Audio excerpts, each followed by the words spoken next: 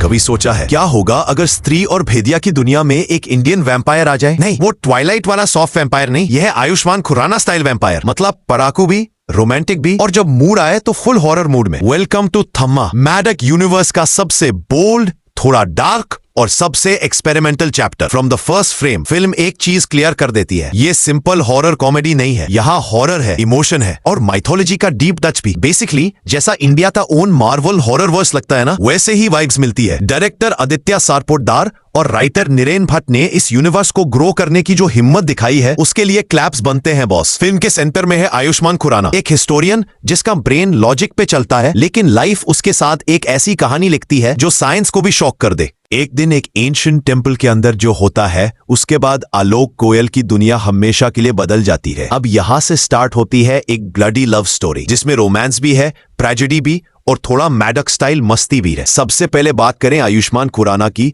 भाई बंदा एक और बार प्रूव करता है कि वो कॉन्सेप्ट एक्टर है। कभी डॉक्टर जी, कभी ड्रीम गर्ल और अब वैम्पायर स्कॉलर। मतलब बंदा रिस्क लेने में ही मजा लेता है। इस रोल में आयुष्मान के एक्सप्रेशंस, उसकी आंखों का पेन और उसका ट्रांसफॉर्मेशन सब कुछ बिलीवेबल लगता है। कहीं कहीं तो ऐसा फील होता है जैसे वो अपने अंदर के दो लोगों से लड़ रहा हो, एक ह्यूमन एक मॉन्स्टर। और तब एंट्री होती है रश्मिका मंदाना की। तड़का, नाम से ही पता चलता है ये लड़की सिंपल नहीं है। रश्मिका ने इस बार फुल पावर मोड ऑन कर दिया है। कहीं पे वो डिवाइन लगती है, कहीं पे डेंजरस और कहीं पे पूरी वल्नरेबल। आयुष्मान और रश्मिका की केमिस्ट्री फिल्म का सोल है। ये दोनों जब स्क्रीन पे होते हैं, बैकग्राउंड में एक अलग मैजिक चालू हो जाता है। अब अगर विलन की बात करें तो Nawazuddin Siddiqui once again steals the show. उनका कैरेक्टर यक्षशन, एक रोग वैम्पायर जो सिर्फ पावर और रिवेंज के लिए जीता है, लिटरली चिल्स दे देता है।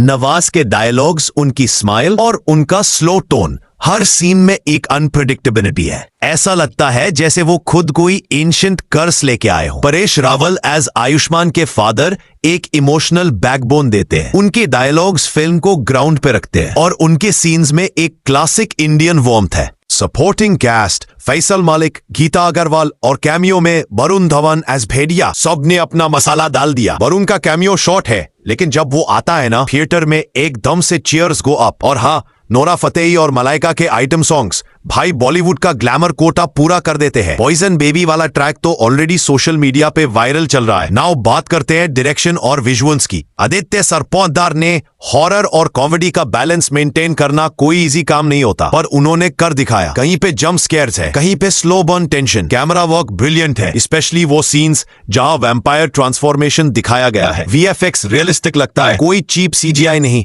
हर फ्रेम में डिटेलिंग दिख रही है। लेकिन सबसे ज्यादा पैसा वसूल मोमेंट क्या है? वो टाइम जब आयुष्मान अपनी पहली डार्क पावर रियलाइज करता है। द वे इट शॉट, एकदम गूजबम्प मोमेंट। सचिन जिगर का बैकग्राउंड म्यूजिक वहां से लेके क्लाइमैक्स तक एनर्जी को टॉप पे रखता है। स्टोरी वाइज फिल्म एक लेयर्ड नैरेटिव फॉलो करती है। एक तरफ है हॉरर और पावर स्ट्रगल, दूसरी तरफ है लव स्टोरी जो टाइम और डेस्टिनी से लड़ रही है। कहीं पे स्लो सीन्स है, स्पेशली सेकेंड हाफ में, पर वो इंटेंशनल लगते हैं बिकॉज फिल्म अपना माइथोलॉजी एंगल डीपली एक्सप्लोर करती है। थोड़ा पेशेंस चाहिए पर रिवॉर्ड मिलता है एक फ्रेश कॉन्सेप्ट के साथ। एक और स्ट्रॉन्ग पॉइंट है डायलॉग्स। इंसान अपने अंदर का राक्षस तब तक नहीं पहचानता जब तक उसे प्यार नहीं मिलता। ऐसे लाइन सुन के दिल हिल जाता है। फिल्म अपने जॉनर के बियॉन्ड जाके कुछ फिलोसॉफिकल भी बोलती है। अब बात करते हैं टोन की। अनलाइक स्त्री जहां हॉरर के बीच कॉमेडी थी, यहाँ कॉमेडी के बीच हॉरर है। यानी वाइब थोड़ा डार्कर है, लेकिन मैडॉक यूनिवर्स का चार्म बरकरार है। आपको कहीं ना कहीं वो भेड़िया और रूही वाली वर्ल्ड कनेक्शन फील होती है। और कुछ सीन्स तो डायरेक्टली टीज करते हैं फ्यूचर क्रॉसओवर का। ऑडियंस रिस्पॉन्स भी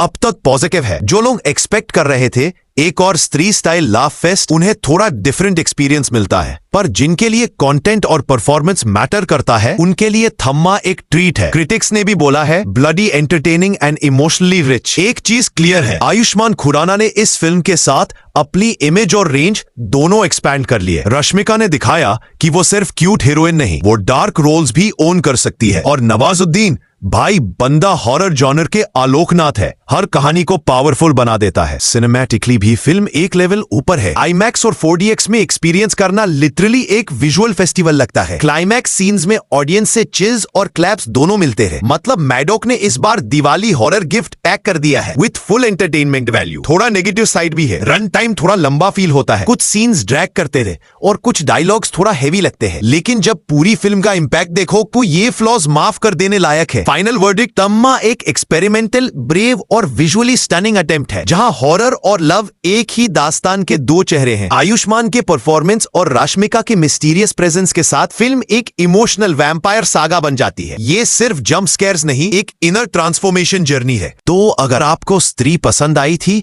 भेदिया से इंप्रेस हुए थे और अब कुछ और नया चाहिए, थाम्मा आपके लिए ही बनी है। एक ही लाइन में ये मूवी हॉरर भी है, हार्ट भी है और फुल पैसा वसूल भी। और हाँ, अगर आप भी चाहते हो मैडॉक यूनिवर्स का फ्यूचर और डार्क बने तो कमेंट में लिखना ब्रिंग द वेतालावर्स। सब्सक्राइब करो भाई, क्योंकि ऐसे रिव्यूज आपको सिर्फ यही मिलेंगे। इमोशन भी, कॉमेडी भी और सिनेमा का असली मैजिक भी। ये था पैसा वसूल रिव्यू ऑफ थाम्मा, जहां वैम्पायर भी दिल से इंडियन है।